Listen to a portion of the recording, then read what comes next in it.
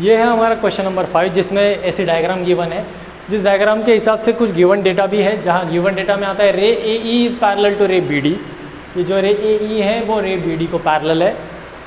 रे A F is angle bisector of A A B and B C is angle bisector of A B D. तो हमें prove क्या करना है, prove करना है कि ए एफ लाइन जो है वो बी सी को पैरेलल है, ऐसा प्रूव करना है। ठीक है, तो A F line B C को पैरेलल है ऐसा प्रूव करना है। तो प्रूव करने के लिए अगर हम डायग्राम देखें तो हमारे पास सिर्फ एक ही ऑप्शन है। एक ऑप्शन मतलब एक ही हमारे पास ये ऐसी एक टेस्ट है जिसके हिसाब से ये डायग्राम अगर रहे तो हम उसको प्रूव कर सकते हैं, और वो टेस्ट है अल्टरनेट एंगल टेस्ट। कौन सी टेस्ट है?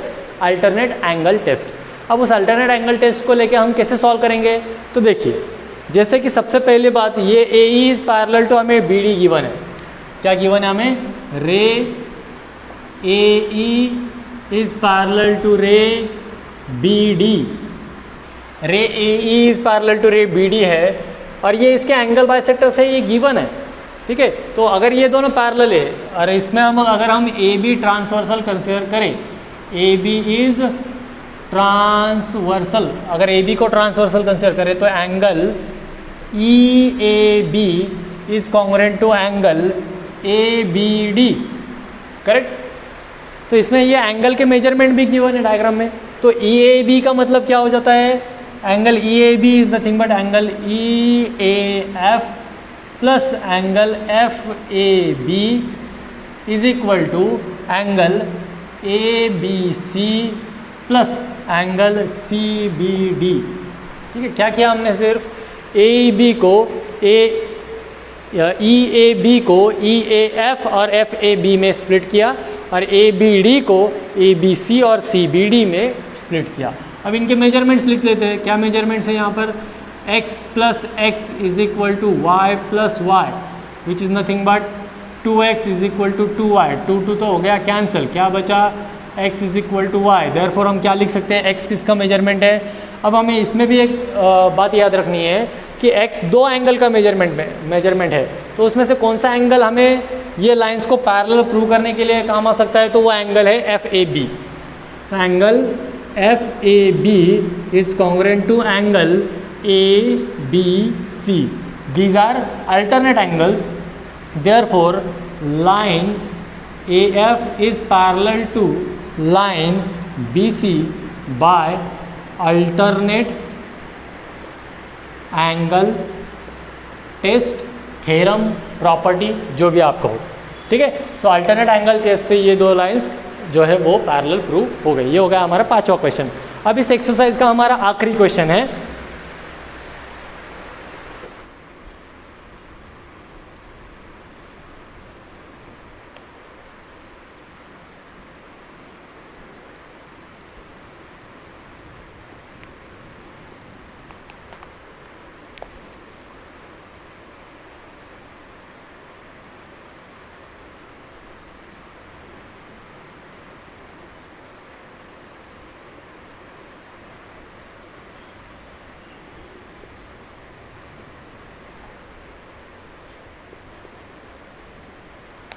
क्वेश्चन है, हमें इसमें प्रूव करना है A B is parallel to C D.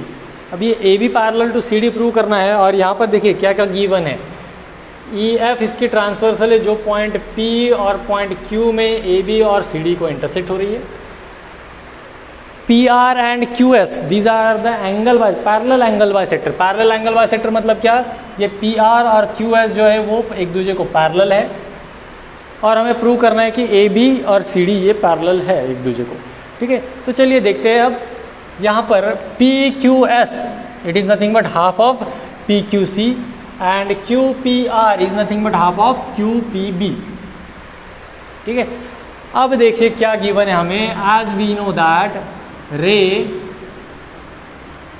P R is parallel to ray Q S, therefore we can write it as angle PQS is congruent to angle QPR, alternate angles लिख सकते हैं ना? Yes, these are alternate angles.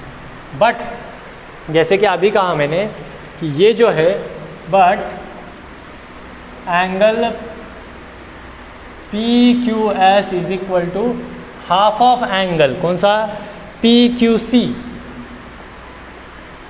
And angle Q P R is equal to half of angle Q P B. ये क्यों? क्योंकि हमें ये given है, क्या गिवन है कि ये दोनों एंगल बाइसेक्टर्स है, ठीक है, यहाँ पर पैरेलल एंगल बाइसेक्टर्स है, ये हमें गिवन है। अब हम क्या करेंगे, इसको सपोज करते हैं ये इक्वेशन नंबर 1 और ये equation number 2, put the values of equation 2 in equation 1, equation 2 वाले वैल्यूज इक्वेशन 1 में पुट कर देते हैं, तो ये क्या बन जाएगा, देखिए half of angle P Q C is equal to half of angle Q P B, half of तो कैंसिल हो गया, वैसे भी क्या बचा, सिर्फ angle P Q C is equal to angle Q P B. देखिए angle Q P Q C मतलब ये angle is equal to angle Q P B.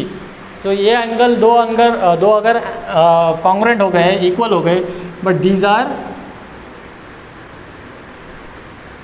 Alternate angles form by transversal EF, transversal EF ने इसको form किया है। अब transversal EF ने अगर इसको फॉर्म किया है तो क्या हो गया, this lines are parallel, therefore line AB is parallel to line CD by alternate angle test. ये हो गया हमारा एक्सरसाइज या प्रैक्टिस सेट 2.2 फिनिश्ड, ठीक है। इसमें शायद ही आपको कोई प्रॉब्लम हो सकता है, अगर कुछ प्रॉब्लम है तो आप चैट सेक्शन में डालो, कमेंट सेक्शन में डालो, आपको हम आपका पूरा डाउट का क्लियरिफिकेशन कर देंगे, ठीक है।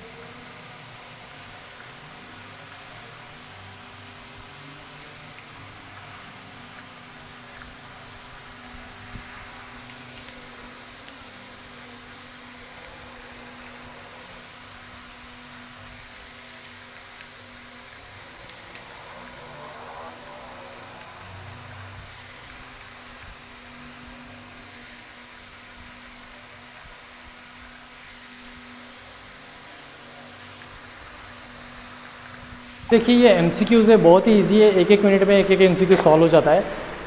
जैसे कि ये first, if a transversal intersect two parallel lines then the sum of interior angle on the same side of transversal is. समझ में नहीं आ रहा है, डायग्राम ड्रॉ करो। ये ट्रांसवर्सल है, ये दो पैरेलल लाइन्स है, इनके ये दो साइड में रहने वाले जो एंगल्स है इंटीरियर एंगल, उनका एडिशन कितना होता है, 180 डिग्री। इसका आंसर आ गया फिर 180 डिग्री। एक, the number of angles form by transversal of two lines is. दो लाइन जो है वो दो लाइन के ट्रांसवर्सल ने फॉर्म किए गए एंगल कितने टाइप्स के होते हैं, ठीक है। जो टाइप्स आपको पता है वो interior angle, alternate angle, corresponding angle and vertically opposite angle. तो ठीक है, तो हमें वो टाइप्स हो गए, ठीक है। लेकिन कितने एंगल फॉर्म किए वो देखना है। तो देखिए कितने एंगल फॉर्म किए, यही डायग्राम फिर से देखते हैं। 1 2 3 4 5 6 7 8 कितने एंगल फॉर्म किए, टोटल 8 नंबर ऑफ एंगल्स, ठीक है। 8 एंगल फॉर्म किए। फिर transversal intersect two parallel lines, if the measure of one of angle is 40 degree then the measure of its corresponding angle. Corresponding angles are nothing but the congruent angles, therefore इसके corresponding angle का measurement भी आएगा 40 degree. In triangle ABC, angle A is equal to 76 degree, angle B is equal to 48 degree, therefore find the measurement of angle C. We know that sum of measure of all angles of triangle is equal to 180 degree, therefore angle C is equal to कितना आएगा 180 degree minus 76 plus 48। Which is nothing but 124, ठीक है, विच is nothing but कितना आएगा 124। अब यहाँ से आप 124 कैंसिल करो, वो हो जाएगा 56।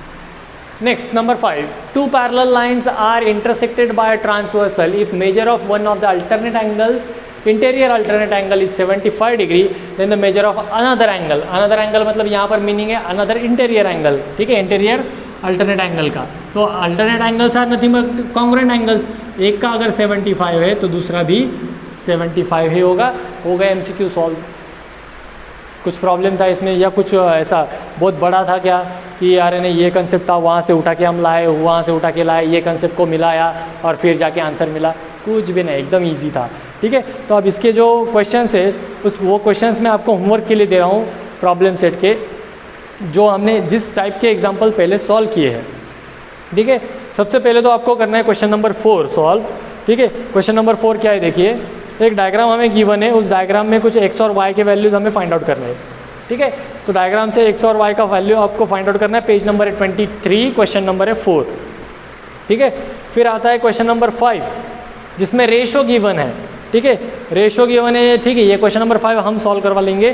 क्वेश्चन नंबर 6 आपको करना है, क्वेश्चन नंबर 6 आपको करना है जिसमें आपको QR 2 लाइन ऐसे गिवन है और ABCDEFG ऐसे 8 एंगल्स गिवन है, उसमें से किसी एक एंगल का मेजरमेंट गिवन है, तो F और G के मेजरमेंट्स आपको फाइंड आउट करने हैं, ठीक है। ये क्वेश्चन नंबर 4, क्वेश्चन नंबर 6 में यहाँ पे लिख रहा हूँ।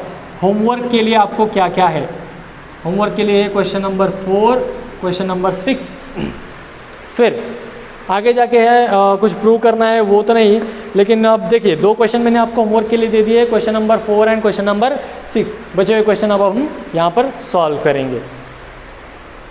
क्वेश्चन है क्वेश्चन नंबर 2, इसको बहुत ही ध्यान से आपके सामने टेक्स्ट बुक रख के आपको पढ़ना है। क्यों? क्योंकि ये एक वर्डिंग प्रॉब्लम है जिसके हिसाब से आपको डायग्राम कंस्ट्रक्ट करनी है और उसके हिसाब से फिर हमें pair of complementary angle, pair of supplementary angles and pair of congruent angles निकालने हैं, ठीक है। कॉम्प्लीमेंट्री एंगल मतलब कौन से एंगल? ऐसे एंगल जिनकी मेजरमेंट, जिनकी समेशन, जिनकी एडिशन 90 डिग्री होती है। सप्लीमेंट्री एंगल मतलब कौन से एंगल? ऐसे एंगल जिनकी एडिशन 180 डिग्री होती है। और कॉन्ग्रुएंट मतलब ऐसे एंगल जो इक्वल होते हैं मेजर में, ठीक है। तो हम पहले क्या करते हैं, क्वेश्चन में क्या क्या दिए गिवन है वो मैं आपके सामने पढ़ रहा हूँ। देखिए गिवन ऐसा है, ray PQ and ray PR are perpendicular to each other. Ray PQ and ray PR are perpendicular to each other.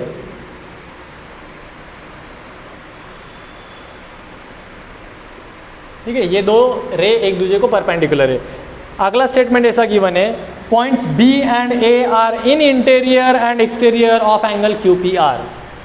Point B जो है वो इंटीरियर में है और पॉइंट A जो है वो एक्सटीरियर में है।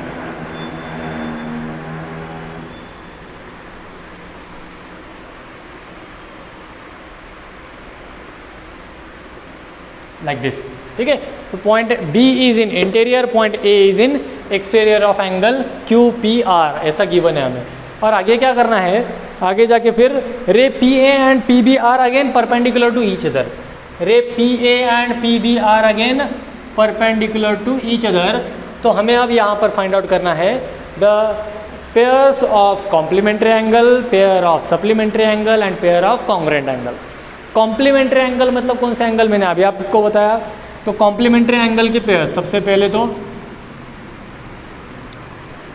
कॉम्प्लीमेंट्री एंगल्स कौन कौन से हो सकते हैं कॉम्प्लीमेंट्री एंगल? देखिए जो 90 डिग्री है यहाँ पर, angle APR and angle RPB, ये एक पेयर हो गई। और दूसरी pair angle RPB angle QPB, ये हो गए कॉम्प्लीमेंट्री एंगल। दूसरा हम फाइंड आउट करने जा रहे हैं सप्लीमेंट्री एंगल। सप्लीमेंट्री एंगल मतलब कौन सा एंगल? ऐसे एंगल जिनकी एडिशन 180 डिग्री आ सकती है।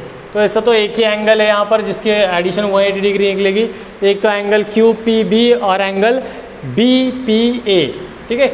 ऐसे दो एंगल्स है जिनकी मेजरमेंट 90 डिग्री है और 90 + 90 अगर हम ऐड कर दे तो उसकी मेजरमेंट की एडिशन हो जाती है 180 डिग्री। तो यहाँ पर जो एंगल हमारा आएगा QPR एंड APB। तो angle QPR and angle APB, ये हो गए सप्लीमेंट्री। अब हमें चाहिए कॉन्ग्रुएंट एंगल्स। कॉन्ग्रुएंट एंगल मतलब कौन सा एंगल? ऐसे एंगल जो जिनका मेजरमेंट इक्वल है। तो कॉन्ग्रुएंट एंगल्स का देखिए अब यहाँ पर क्या आएगा। कॉन्ग्रुएंट एंगल भी हमारे पास सिर्फ एक ही पेयर है, दैट इज एंगल QPR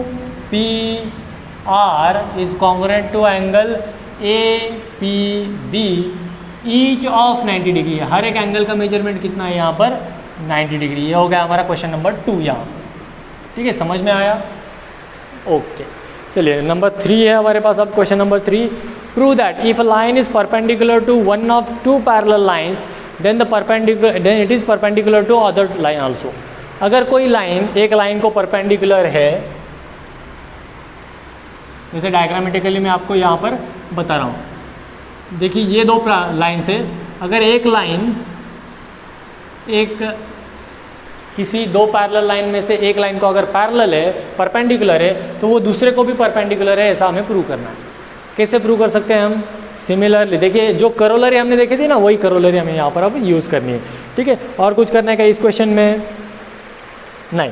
ठीक है, बस हमें अब यहाँ पर चाहिए, देखिए कुछ नाम लेते हैं हम यहाँ पर L, M और ये N।